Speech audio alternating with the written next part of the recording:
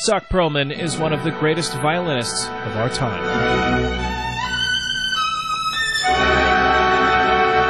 He graduated from the famous Juilliard School of Music in New York and received the National Medal of the Arts and 15 Grammy Awards. But before the accolades and awards, the Israeli-born musician was a 4-year-old boy stricken by a debilitating disease. And I was standing up on my bed, in Tel Aviv, and I felt a little weak. Then I had to sit down, because I was that, 4 years old. I was, wild, riding bikes and stuff like that. And all of a sudden I felt like I couldn't do it. That was it. Before a vaccine was developed for polio, Perlman became one of its victims. The disease may have robbed him of the ability to walk, but it did not jeopardize the masterful movement of his arms.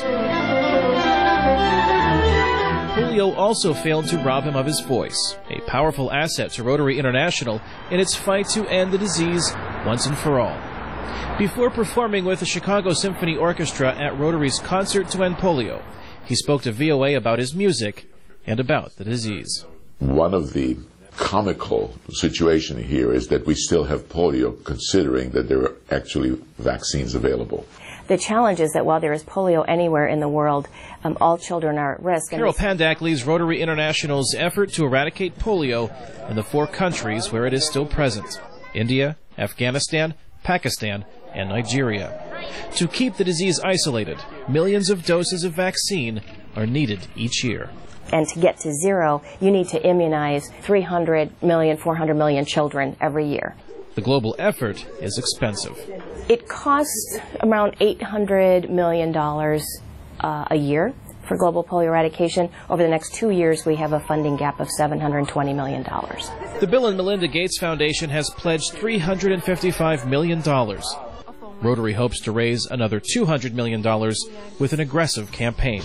We are this close. We're this close. This close. General Manager John Osterland says the campaign is working, thanks in part to ItzhakPerlman. We are this close. Certainly his presence adds a great deal to what we're hoping to accomplish in terms of bringing to the attention of people here in the Midwest, particularly in Chicago, that although polio has been gone from the United States for many, many decades, that it's still a very real thing in the world.